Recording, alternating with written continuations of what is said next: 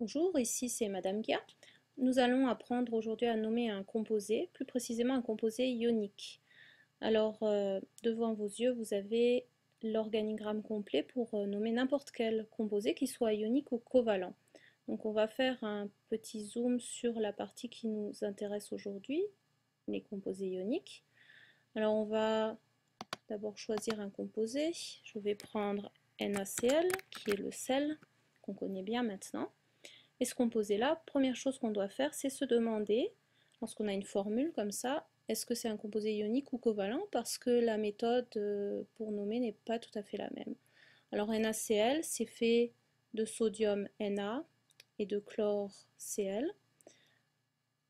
Le sodium qui est ici à la gauche du tableau périodique est un métal, et le chlore Cl qui est à la droite du tableau périodique est un non-métal. Et on sait que métal plus non-métal, cela fait composé ionique.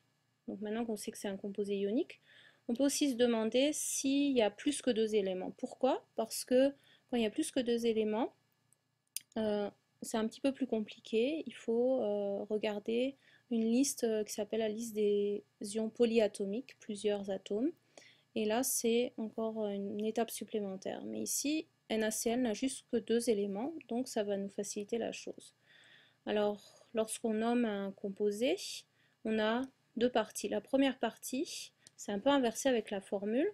On va d'abord regarder la deuxième partie de la formule, la partie à droite, qui est donc le non-métal, l'anion, et qui est le chlore, puisque le chlore est dans la partie droite du tableau, non-métal, c'est un anion. Et on va l'inscrire, c'est la première partie du nom, donc ça s'appelle du chlore. Mais on n'arrête pas là, l'anion, il faut lui enlever sa terminaison, le E, et rajouter à la place une autre terminaison, ure. Donc ça nous donne chlorure, donc on a ajouté ure à la fin. Maintenant, on s'intéresse à la deuxième partie de la formule, qui est en fait la partie de gauche, le premier élément, qui est le sodium, le métal, donc notre cation. Et tu dois donc le nommer exactement comme il est dans le tableau périodique. Donc ça, c'est pas difficile. Na, c'est sodium, donc tu vas écrire sodium, tout simplement. Donc on a chlorure et sodium. Deuxième partie, et en fait la première partie de la formule. Puis pour relier les deux, on va mettre simplement le terme 2 entre eux. Donc on va appeler ça du chlorure de sodium. Donc ceci est le nom de NaCl. Alors deux choses à remarquer. La première, c'est, si tu regardes, c'est exactement l'inverse de la formule. La formule, c'est sodium chlore et le nom, c'est chlorure de sodium.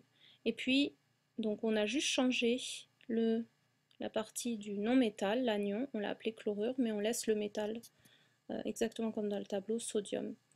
Alors là, tu as fini, mais des fois, il peut arriver que tu aies plus de travail à faire. Dans quel cas? C'est pour le cas des éléments de transition, des métaux de transition qui sont en rose sur le tableau périodique ici. Alors, on va un petit peu zoomer plus.